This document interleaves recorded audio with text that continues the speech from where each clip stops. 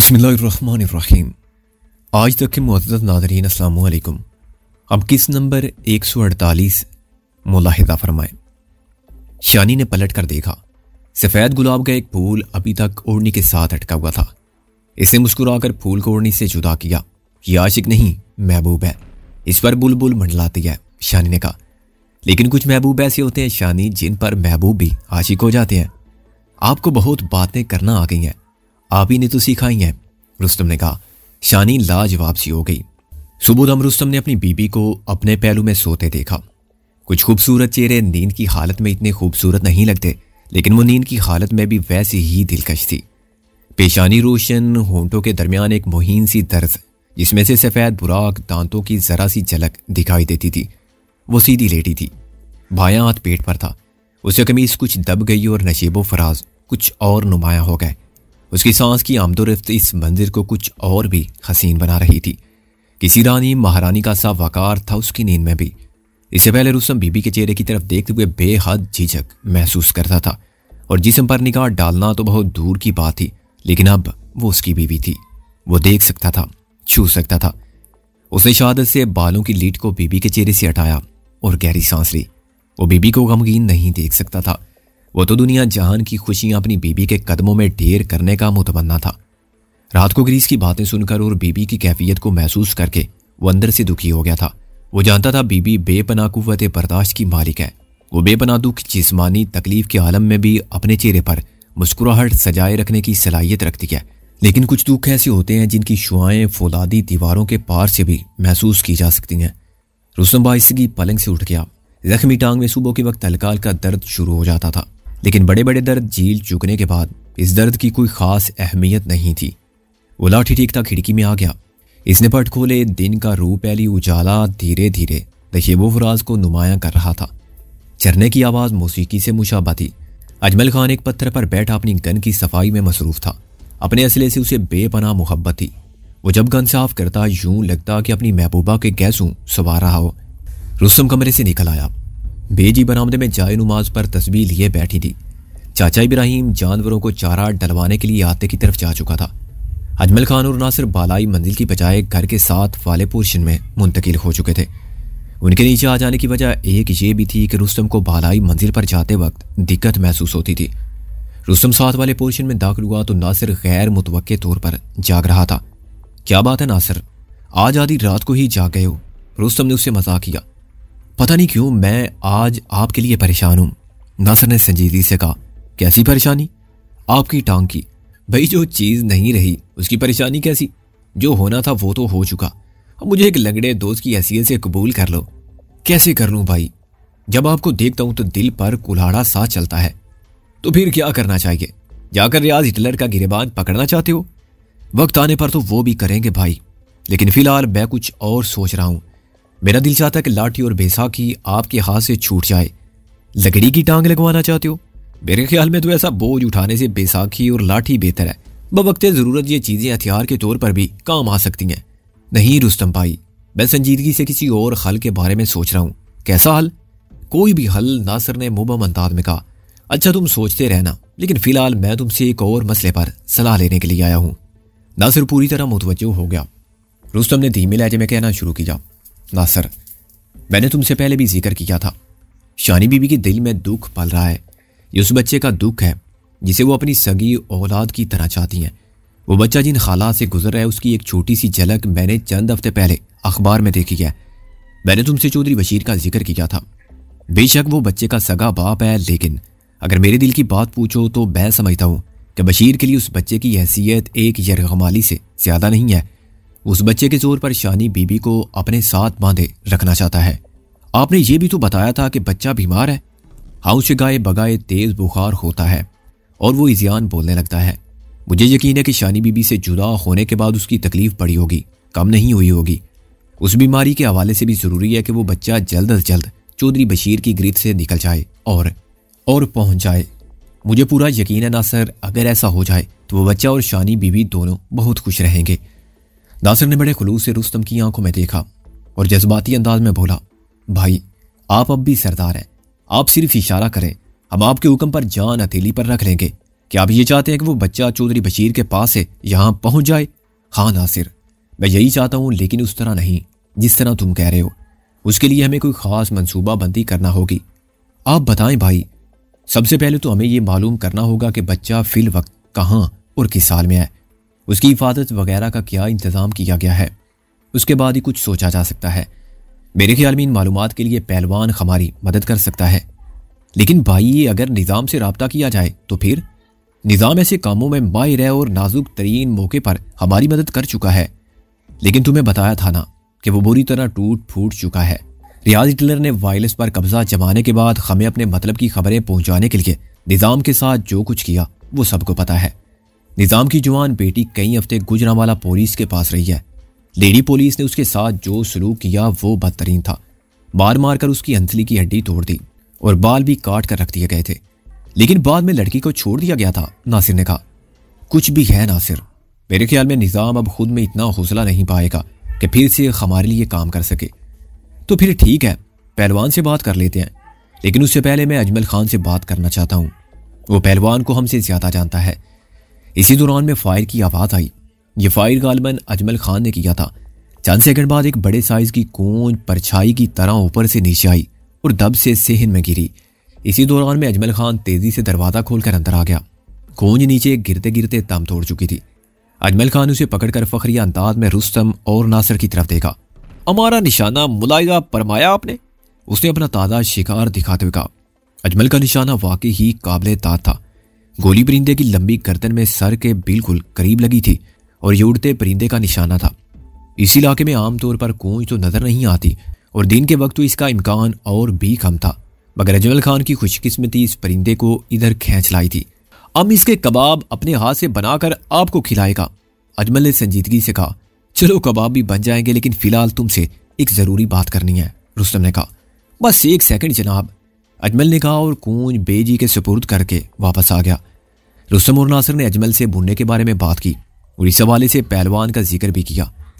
अजमल खान ने गहरी सांस ली और बोला, रुस्तम भाई, हम इस बारे में आपसे खुद भी बात करना चाह रहा था। पहलवान जब पिछली मर्तबा आया था उसने हमको बच्चे के बारे में एक दो बातें बताई थी।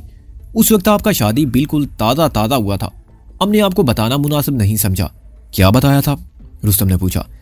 अजमल खान ने कहा, हमको डर है कि आप हम पर गुस्सा करेगा और कहेगा कि हमने इतना सारी बातें अपने तक क्यों रखा, और पहलवान को भी मना किया कि वो ये बातें आपको ना बताए।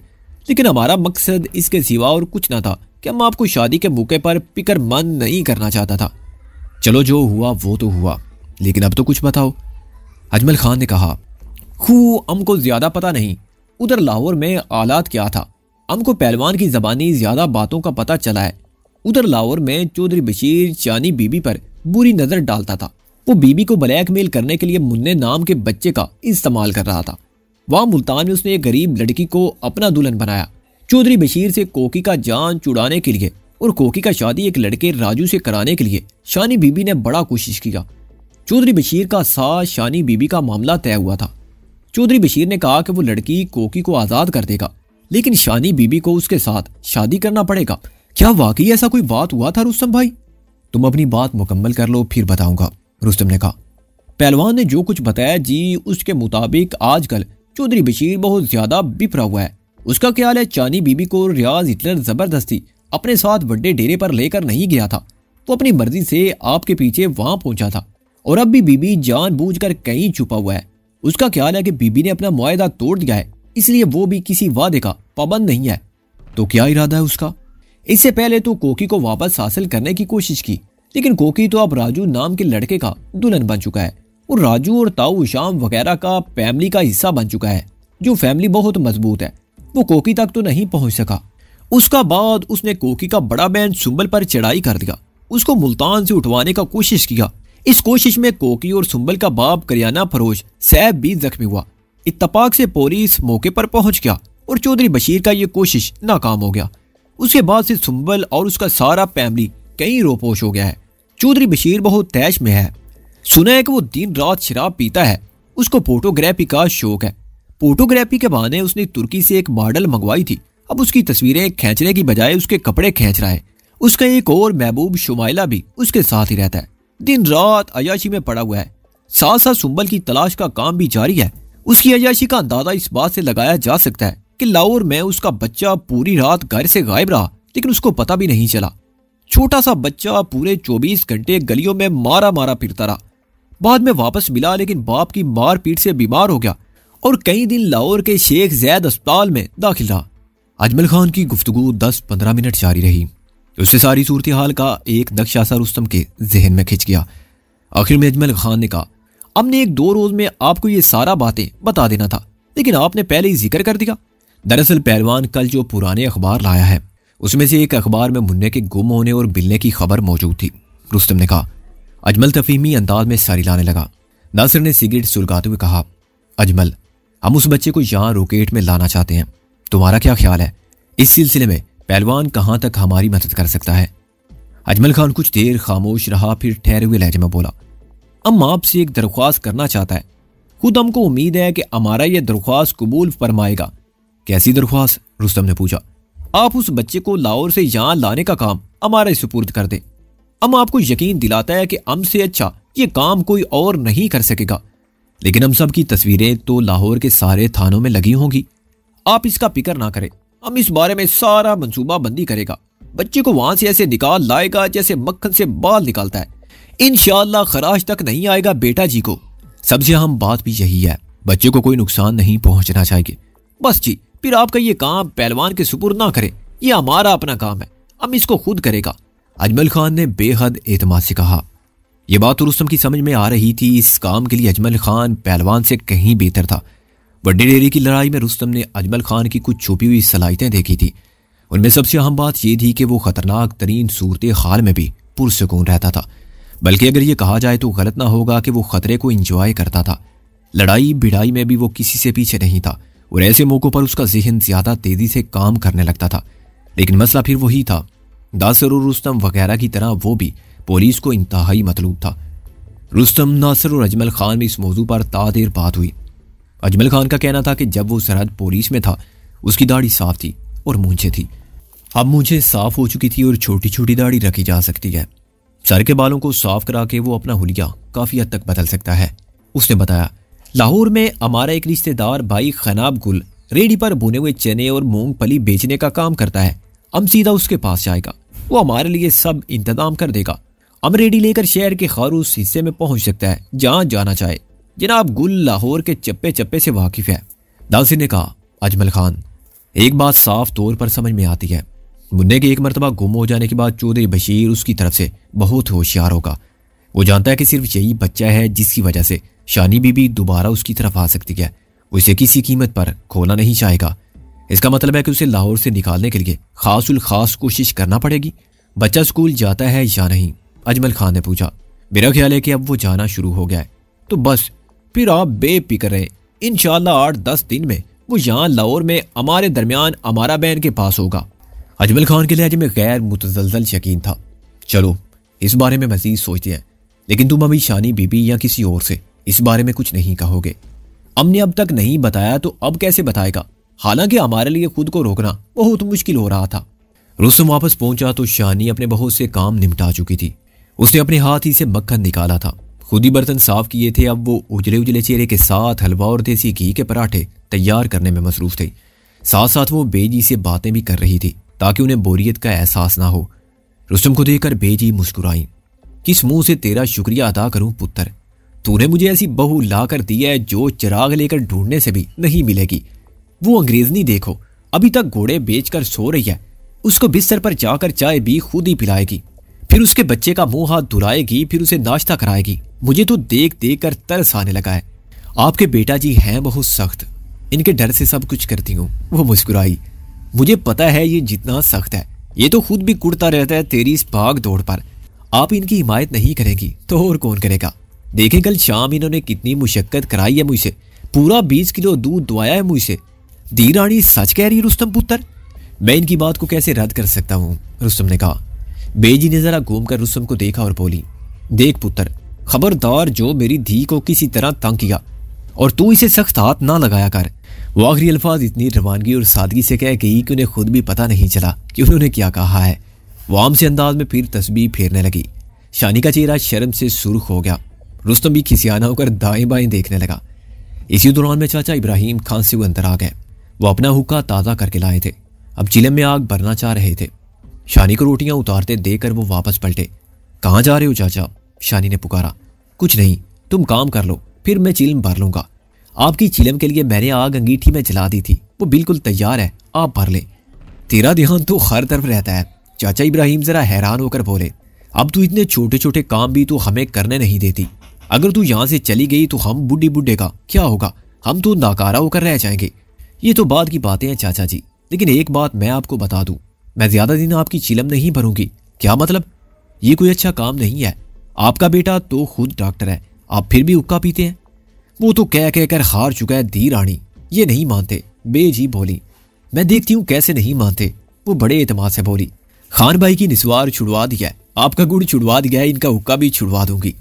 तू सब कुछ कर सकती है धी रानी, सब कुछ। मैं पहली हार मान लेता हूँ, लेकिन मुझ पर खास जरा हौला रखना। मैं 2-3 महीने में आहिस्ता आहिस्ता करके छोड़ दूंगा। चाचा इब्राहिम करा कर बोले। 2 दिन बाद मुन्ने के हवाले से अजमल खान, पहलवान, नासिर और रुस्तम में तवील मीटिंग हुई। इस मामले के मुख्तलिफ पहलुओं को देखा गया और तफसील तय की गई। इतना तो रुस्तम और नासिर अच्छी तरह जान गए थे कि अजमल खान एक काबिल भरोसा आदमी है। अगर खुदा न ख्वास्ता वो अपने मिशन के दौरान में पकड़ा भी किया तो कुछ चुगलेगा नहीं, बल्कि अपनी जान दे देगा। सबसे अहम मसला ये था कि इस कार्रवाई के दौरान में बच्चे को किसी तरह का नुकसान न पहुंचाए। रुस्तम का सारा जोर इसी बात पर था कि अजमल खान सिर्फ इसी सूरत में मुन्ने को उठाने और यहाँ लाने का काम करे जब उसे कामयाबी का पूरा यकीन हो जाए। उसने अजमल खान को समझाते हुए कहा, अगर तुम मुन्ने को यहाँ ना भी ला सके तो ये नाकामी नहीं होगी, और कुछ नहीं तो हमें अगली कार्रवाई के लिए ज़रूरी मालूमात मिल जाएंगी। इस काम की हमें कोई ऐसी जल्दी भी नहीं है। मैं चाहता हूं कि अगर तुम्हें कोई अच्छा चांस मिले तो फ़ायदा उठा लो, वरना लाहौर ही में रोपोश होकर इंतज़ार करो। महीने 2 महीने या जितना भी वक्त तुम मुनासिब समझो ले सकते हो। जो जो वक्त गुजर रहा है पुलिस की चौकसी भी कम हो रही है। अजमल ने इस बात में सर हिलाया। रुस्तम भाई, आप ये क्यों भूल रहे हैं कि हम खुद भी पुलिस वाला है। पुलिस के सर्द कर्म को अच्छी तरह समझता है। बाकी आपका सारा बात हमने बड़ी अच्छी तरह अपने खोपड़े में बिठा लिया है। बेफिक्र रहे, हम इस मामले में कोई जल्दबाजी नहीं करेगा। और एक और खास बात, एक वक्त में सिर्फ एक काम। रुस्तम ने कहा, हम समझा नहीं बरादर। मेरा मतलब यह है कि तुम सिर्फ बच्चे के लिए यहाँ से जा रहे हो, किसी और तरफ ध्यान नहीं दोगे, और ना ही यह ध्यान देने का वक्त है। अजमल खान ने इस बात में सर हिलाया। हम आपका मतलब समझ गया है रुस्तम भाई। बेशक हमारा सीने में उस खंजीर रियाज हिटलर के लिए बड़ा जालिम आग भड़क रहा है, लेकिन अभी हम उसकी तरफ से अपना आंख बंद रखेगा, अपने दिल पर बहुत बड़ा पत्थर रखकर अपना काम करेगा। हम वक्त का डिमांड समझता है। शाम तक वो चुपके चुपके तैयारी में मसरूफ रहे। सिर्फ रुस्तम और नासिर को मालूम था कि अजमल खान पहलवान के साथ लाहौर की तरफ जा रहा है। बाकी जानते थे कि अजमल खान को दुश्वार पहाड़ी रास्ते पर सफर करते हुए खानपुर की तरफ जाना है, जहाँ उसके एक चचाजाद भाई रहता है और जिसे बीमारी की वजह से अजमल खान की मदद की ज़रूरत है। शानी को यूं अजमल का यहाँ से जाना पसंद नहीं आया। उसका ख्याल था कि इस बस्ती से निकलने में खतरात पोशीदा हैं। अगर दरमियान में अजमल के चाचाजाद भाई की बीमारी का बहाना ना होता तो शानी अजमल खान की रवानगी की भरपूर मुखालफत करती। फिर भी परेशानी उसके चेहरे से मुतरश्शे थी। वो सब बहुत जल्द खुद को एक घराने की तरह समझने लगे थे और शानी की घराने के हर फर्द में जान थी। नासिर उसके देवर की तरह था, अजमल भाई की तरह। चाचा इब्राहिम में उसने सुसर का प्यार ढूंढ लिया था और बेजी में सास और माँ का। इसका प्यार एक रोशनी की तरह था जो चारों तरफ फैलती थी और इर्द गिर्द के नफूस को अपने अहाते में ले लेती थी। अजमल खान से ग्रीस को भी बहुत लगाव हो चुका था। वो इसकी गुलाबी उर्दू सुनती थी और खुद भी गुलाबी उर्दू बोलकर खंसती थी। अजमल की रवानगी पर वो भी अफसुर्दा नजर आई। अजमल ने तसल्ली देते हुए कहा, हम ज्यादा दिन बाहर नहीं रहेगा क्योंकि इसमें हमारा अपना ही नुकसान है। हमारा निस्वार फिर से शुरू हो जाएगा। सब हंसने लगे, लेकिन शानी बदसूर संजीदा रही। उसने अजमल खान के लिए आलू वाले पराठे अपने हाथ से तैयार किए। पहलवान चावल शौक से खाता था। उसके लिए कीमा मिले चावल थे। मीठी सूजी जिसमें कशमकश और बादाम डाले गए थे वो रास्ते के लिए तैयार कर दी गई थी। ये सब कुछ उसने बड़ी नफासत से बांधकर अजमल खान के हवाले कर दिया। अजमल खान चला गया और रुस्तम सोचों के दरगे में आ गया। इसे अजमल की जहानत और सलाहियत पर भरपूर भरोसा था। वो जानता था कि वो मुश्किल हालात में अपने तौर पर फैसले कर सकता है। उसके लिए एक अहम मसला अपनी शिनाख्त छुपाने का था। अगर वो इस हवाले से कामयाब हो जाता तो बाकी मरहले भी तय हो सकते थे। दर हकीकत वो अजमल को इस खतरनाक काम से रोकना चाहता था, लेकिन जब गुफ्तगू के दौरान में उसने अजमल का जज्बा और गैर मुतसलसल यकीन देखा तो अपनी राय बदल दी। न जाने कि उसका दिल गवाही देता था कि अजमल खान अपनी जान पर तो खेल जाएगा, लेकिन उसकी वजह से इन सब पर या मुन्ने पर कोई मुसीबत नहीं आएगी। हौसला अफजा बात यह थी कि वड्डे डेरे के वाकयात को अब एक माकूल अरसा गुजर चुका था। पुलिस कार्रवाइयां ठंडी पड़ चुकी थी और मास्टरमाइंड डिप्टी रियाज खुद इल्जामात की जद में था। दिन गुजरने लगे। बुलंद पहाड़ों में घिरी हुई इस बस्ती में बाहर से कोई खबर नहीं आती थी। यहाँ की जिंदगी बड़ी सादा और खुद कफील थी। हमवार जमीन बहुत थोड़ी थी। खेती के लिए डलवानों को हमवार बनाने की कोशिश की गई थी ताकि आबपाशी का पानी फसल में ठहरा रहे। लोगों ने गाय, भैंस और बकरियां पाल रखी थी। सब्जा बहुत ज्यादा था और ये जानवर अक्सर खुद ही घूम फिर कर पेट भर लेते थे। रुस्तम ने कई मरतबा बकरियों बल्कि गायों को भी नहायत बुलंद और खतरनाक डलवानों पर चढ़ते देखा था। सेब, खरमानी और चेरी जैसे बदेदार फलों के दरख्त भी यहाँ पाए जाते थे। बस्ती का वाहिद झरना मकीनों की सारी जरूरियात पूरी करता था। पुरशोर शहरों के मुकाबले में यहाँ जिंदगी बहुत धीमी और पुरसुकून थी। बुलंद पहाड़ों की वजह से सूरज की रोशनी दिन 11 बजे के करीब नमूदार होती थी और शाम 4-5 बजे ओझल हो जाती थी। बस्ती के दरमियान 8-10 दुकानों पर मुश्तमिल एक छोटा सा बाजार था जहाँ देहाती जिंदगी के लिए ज़रूरत की खारिश है मयसर आ जाती थी। बस्ती की दोपहरें खामोश और सुनसान होती थी, जबकि दोपहर को लड़के एक छोटे से मैदान में वॉलीबॉल या क्रिकेट खेलते दिखाई देते थे। रातों को आसमान इतना शफाफ होता था कि सितारे जैसे जमीन पर उतरते थे। ठंडी हवा में झरने की खनखन, सेबों की खुशबू और चीड़ के देवकामत दरख्तों की महक शामिल हो जाती थी। यहाँ से दूर शुमाल की जानिब खानपुर और अयूबिया वगैरह के पहाड़ नजर आते थे। अक्सर पहाड़ी इलाकों की तरह यहाँ बारिश मामूल से ज्यादा होती थी। कमरे की खिड़की में बैठकर फूलों से घिरे हुए शफाफ झरने को देखना और टीन के छज्जों पर बारिश की जोरदार आवाज सुनना रुस्तम और शानी को अच्छा लगने लगा था। इन्हें लगता था कि वो किसी सपनों की वादी में है। ये दरो दीवार, ये गिरदो पेश और ये फूलों से बहकी हुई खिड़की, सब कुछ इन्हें देखा भाला लगता था। सारा दिन निहाते में गुजार कर जब रुस्तम लाठी टेकता हुआ शाम को घर आता था तो इर्द गिर्द का हुस्न इसे और शानी को अपने हिसार में ले लेता था। जिंदगी एकदम जगमगा उठी थी, लेकिन नहीं, एक कमी शायद मौजूद थी और उसका कलक कभी कभी शानी के आईना चेहरे पर हल्की सी धुंधलाहट ले आता था। इस हल्की सी धुंधलाहट को महसूस करके रुस्तम के अपने सीने में भी धुंध भर जाती थी। इस धुंध के अलावा रुस्तम के सीने में बहुत गहराई के अंदर एक ज्वालामुखी भी था। यह ज्वालामुखी बज़ाहिर खामोश नजर आता था, मगर यह खामोश था नहीं।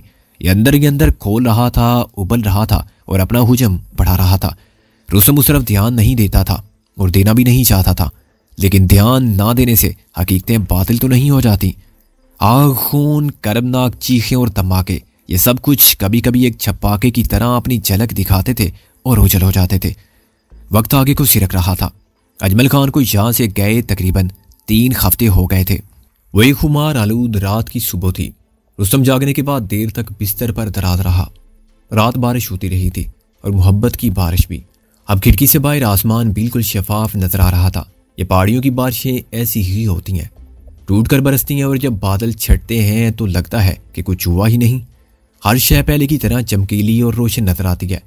रुस्तम ने दरवाजे में से शानी को देखा। वो मक्खन का बड़ा सा पेड़ा बनाती हुई तेजी से बावर्ची खाने की तरफ जा रही थी। वही उजलापन, वही निखार, वही चौकसी, बीती हुई शब का शायबा तक न था। उसके साथ पहाड़ी बारिशों की तरह बेनिशान। रुस्तम ने बारहा सोचा था कि उसकी नजर का धोखा है या वाकई ऐसा है। गुजरने वाले हर दिन के साथ वो मजीद निकल रही थी। उसका सरापा मजीद दिलकश हो रहा था। बस्ती की औरतें उसे देखती थी तो देखती ही रह जाती थी। वो चुपके चुपके इसके बारे में सरगोशियां करती थी और बेजी को मशवरे देती थी कि वो अपनी खूबरू बहू को 4 दीवारी से बाहर ना निकलने दिया करे। ये सीधे साधे लोग थे। इनके नज़दीक नागी पुलिस वाला, जो महीने में एक बार बस्ती का चक्कर लगाता था, बहुत बड़ा अफसर था। और नागी का अफसर तो उनके नज़दीक खारिस या सफ़ेद का मालिक था। उन लोगों के नज़दीक नागी के अफसर का असर और रसूख बेहिसाब था और ऐसे लोगों से अपनी बहू बेटियों को दूर रखना ही बेहतर था। रुस्तम दरवाजे में से शानी को बरामदे में आते जाते देख रहा था। इसी दौरान में चाचा इब्राहिम तेजी से अंदर आया। वो सीधा रुस्तम के पास पहुंचा। उसने बताया कि रानू आज फिर रड़ी कर रही है, दूध नहीं उतार रही। चाचा उसके लिए इंजेक्शन लेने आया था। हालांकि एक इंजेक्शन वो उसे पहले लगा चुका था। रुस्तम ने कहा, आपकी बहू साहिबा इंजेक्शन से कम काम नहीं करती हैं, इनको ले जाएं। इससे पहले भी तो ऐसा हुआ था। नहीं पुत्र, बार बार अच्छा नहीं लगता। वैसे भी मेरा तो ऐसी बातों पर यकीन नहीं है। मेरा भी नहीं चाचा जी, लेकिन उस दिन आप मौजूद नहीं थे, वरना यकीन कर लेते। इससे पहले कि चाचा इब्राहिम मजीद कुछ कहता, रुस्तम उठ खड़ा हुआ। शानी, कहाँ हैं आप? आज फिर आपकी जरूरत पड़ी है, रुस्तम ने बरामदे में आकर बुलंद आवाज से कहा। शानी रुमाल से हाथ पोंछती बावर्ची खाने से निकल आई। क्या हुआ? उसने पूछा। वो आपकी सहेली आज फिर रूठी हुई है, थोड़ी देर के लिए आते में चलना चाहिए। बस एक रोटी रह गई है, पका लूं? पका ले। इतने में बेजी भी आवाज सुनकर बाहर आ गई। कहाँ ले जा रहे हो मेरी धी को? उन्होंने पूछा। जरा याते तक जाना है, अभी आ जाती हैं, रुस्तम ने कहा। देख, आज फिर तू इसे तंग करेगा ना। उस दिन दूध निकाल निकाल कर बेचारी की कलाइयां फोड़ा बन गई थी।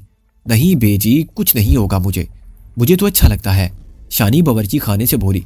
चल चुप रह तू, ज्यादा चालाक चुस्त ना बन, अल्लाह ना करे बीमार पड़ गई तो फिर। बेजी ने उसे प्यार भरे गुस्से से डांटा। रुस्तम ने कहा, मेरा ख्याल है बेजी अब रानू से शानी की दोस्ती बढ़ गई है। अब तो ये उसके पास जाकर भी खड़ी हो जाएगी तो वो फर दूध देने लगेगी। फर दूध के अल्फाज पर शानी मुस्कुराती हुई बाहर निकल आई। कुछ ही देर बाद वो तीनों अहाते में थे। दिन का उजाला नुमायां होता जा रहा था। शरीफ और उसके दोनों लड़के भैंसों का दूध धोने और संभालने में मसरूफ थे। बकरियां मिमिया रही थी, मुर्गियों की कुड़कुड़ाहट इतराफ में गूंज रही थी। चाचा इब्राहिम और रुस्तम के साथ शानी को देखकर शरीफ और उसके बेटे इधर उधर खिसक गए। शानी ने अपनी आस्तीन उड़सी। इसके सडोल गोरे बाजू कूनियों से ऊपर तक कुरियां हो गए। सुर्ख और सब्ज रंग की चूड़ियां कलाइयों में ज्यादा दिलफरेब नजर आने लगी। रानू ने भी जैसी इसकी मौजूदगी को महसूस कर लिया था और गर्दन घुमा घुमा कर इसे देख रही थी। शानी ने उसके चमकीले बूरे जिस्म पर होले होले हाथ फेरना शुरू किया, उसके मुंह को सहलाया। रानू ने एक दो बार अपना खूबरूद थोबड़ा शानी के सीने से रगड़ा और बिल्कुल शांत होकर सब्ज चारे पर मुंह मारने लगी। यही समर का इशारा था कि वो तैयार है। चाचा इब्राहिम की आंखों में हैरत नजर आने लगी। कमाल है भाई, वो बड़बड़ाए। रानू जैसी भैंसें इस तरह कभी राम नहीं होती। शानी रानू की पिछली टांगों के करीब बैठ गई। इसने ताज़ा पानी से रानू के शानदार थनों पर छींटे मारे, अपने मुलायम हाथों से उन्हें धोया और इस्तवार किया। इसकी चूड़ियों की चन चन रानू के लिए जैसे मौसीकी का काम कर रही थी। जल्दी थन दूध से भर गए। हैवाने की रगें फूल कर चमक उठी। फिर पीतल की बाल्टी में दूध की धारें गिरने लगी। थोड़ी देर बाद चाचा इब्राहिम दूध धोने लगे। शानी बस पास खड़ी रह गई और होले होले रानू की भूरी जिल्द पर हाथ फेरती रही। रुस्तम ने मुस्कुराकर होले से कहा, आप चाचा इब्राहिम की मुर्गियों पर एक एक हाथ फेर दें तो इनकी पैदावार भी दुगनी हो जाएगी। आप कहते हैं तो मैं यहाँ आते में ही रहना शुरू कर देती हूँ। शानी भी मुस्कुराई। लीजिए, आपका एक और मानने वाला आ गया, रुस्तम ने कहा। एक जानिब से ब्राउन बिल्ली आई और शानी के कदमों में लौटना शुरू हो गई। ये दरअसल बिल्ला था, लेकिन इसे बिल्ली ही कहा जाता था और इसके लिए घर में मोहन्नस का सीगा ही इस्तेमाल होता था। सिर्फ अजमल खान था जो इसके लिए दुरुस्त सीगा इस्तेमाल करता था, यानी बिल्ली आ रहा है, बिल्ली जा रहा है वगैरह। शानी बिल्ली को सहला रही थी जब शरीफ का 15-16 साल लड़का तेजी से अंदर आया। उसने इतला दी कि मेहमान आए हैं। मेहमानों के जिक्र पर रुस्तम को जो पहला एहसास हुआ वो खतरे का था, लेकिन फिर इसका ध्यान अजमल खान और पहलवान की तरफ चला गया। इसका दूसरा अंदाजा दुरुस्त था। रुस्तम के पूछने पर लड़के ने बताया, जी खान साहब आए हैं। उनके साथ कोई बच्चा भी है? रुस्तम ने बेताबी से पूछा। आहो जी, एक छोटा बच्चा भी है। रुस्तम के सीने में खुशी का शादियाना बज उठा। शानी ने हैरान होकर पूछा, ये किस बच्चे की बात कर रहे हैं? अभी ठीक से मालूम नहीं, रुस्तम ने कहा और शानी का बाजू पकड़कर घर की तरफ बढ़ता चला गया। खैरियत तो है रुस्तम, आप इतनी जल्दी में क्यों हैं? शानी ने पूछा। जल्दी में कहाँ हूं, रुस्तम ने अपने तासरात पर काबू रखते हुए कहा। थोड़ी देर बाद वो दोनों घर के अंदर थे। बाहर गली में दो हाँपे हुए खच्चर नजर आ रहे थे। शरीफ का बड़ा बेटा उनके आगे पानी रख रहा था। घर का सेन उबूर करके वो बरामदे में दाखिल हुए और फिर एकदम रुस्तम की आंखें जगमगा उठी।